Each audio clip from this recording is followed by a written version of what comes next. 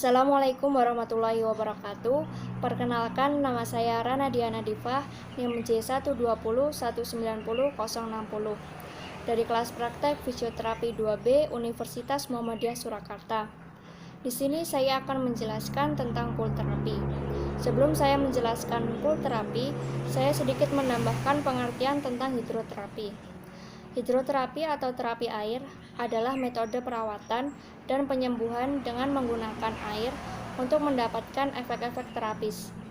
Secara khusus, air memiliki kualitas untuk mencapai respon tubuh yang bisa meningkatkan mekanisme tubuh dalam menghadapi ancaman eksternal.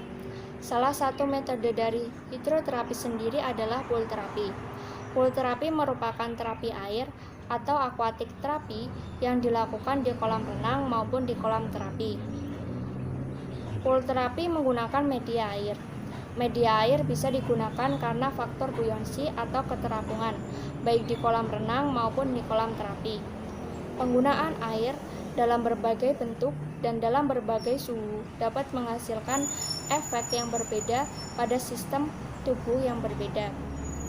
Beberapa keuntungan yang diperoleh dari terapi air antara lain untuk memperbaiki fertilitas, menyembuhkan kelelahan, meningkatkan fungsi imunitas, meningkatkan energi tubuh, dan membantu kelancaran sirkulasi darah. Intervensi akuatik atau intervensi pool terapi menggambarkan banyak manfaat fisik seperti penurunan nyeri, pencegahan keroposan tulang, meningkatkan kinerja fungsional dan motorik, peningkatan kekuatan, peningkatan daya tahan, peningkatan kebugaran, dan peningkatan fungsi paru. Terapi akuatik atau pool terapi sebagai modalitas pengobatan berfokus pada pasien dengan osteoartritis, multiple sclerosis, cerebral palsy, dan autism spectrum disorder. Alat yang digunakan saat pool terapi yang pertama ada kolam renang atau kolam terapi sesuai dengan kebutuhan pasien. Yang kedua ada baju renang yang sesuai dan memudahkan saat bergerak. Yang ketiga ada alat latihan. Yang pertama ada bal berair, yang kedua ada noodle, yang ketiga ada water jogging belt. Yang selanjutnya ada alat keamanan. Yang pertama ada air plug. Air plug itu untuk melindungi telinga dari kemasukan air. Yang selanjutnya ada nose plug. Nose plug untuk melindungi hidung dari kemasukan air. Selanjutnya ada kontraindikasi. Kontraindikasi pada pool terapi, suhu yang dingin dapat menyebabkan reaksi fisiologis seperti penurunan fungsi, metabolisme lokal, edema lokal, kecepatan konduksi saraf, kejang otot, dan peningkatan efek anestesi lokal. Kontraindikasi yang lain yaitu luka bakar, penyakit kulit, dan penyakit menular. Teknik pelaksanaan pool terapi secara metode Helwig. Yang pertama ada mental adjustment.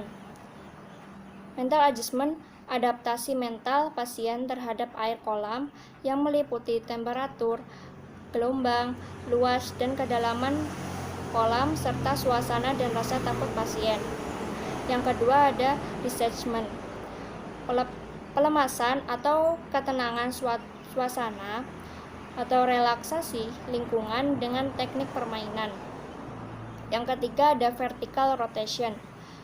Latihan fleksi ekstensi terang diawali dengan jongkok, kemudian terlentang serta tengkurap di atas permukaan air. Yang selanjutnya ada lateral rotation. Rotasi badan dengan panjang tubuh sebagai aksis. Yang kelima ada combined rotation.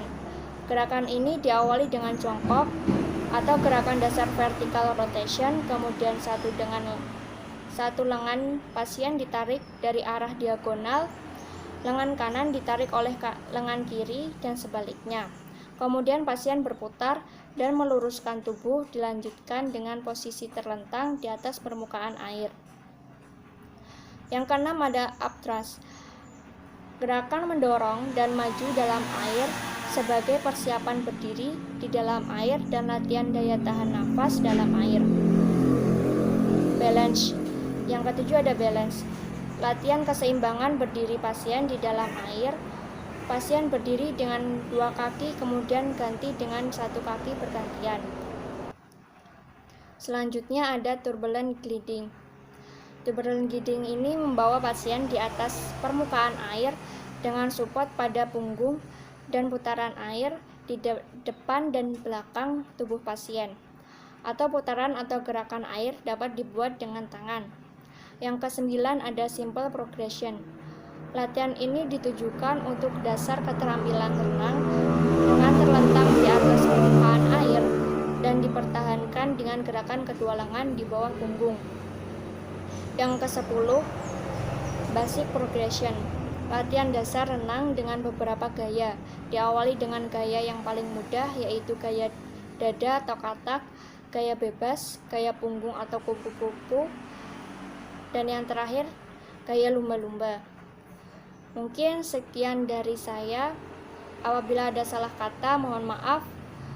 Wassalamualaikum warahmatullahi wabarakatuh.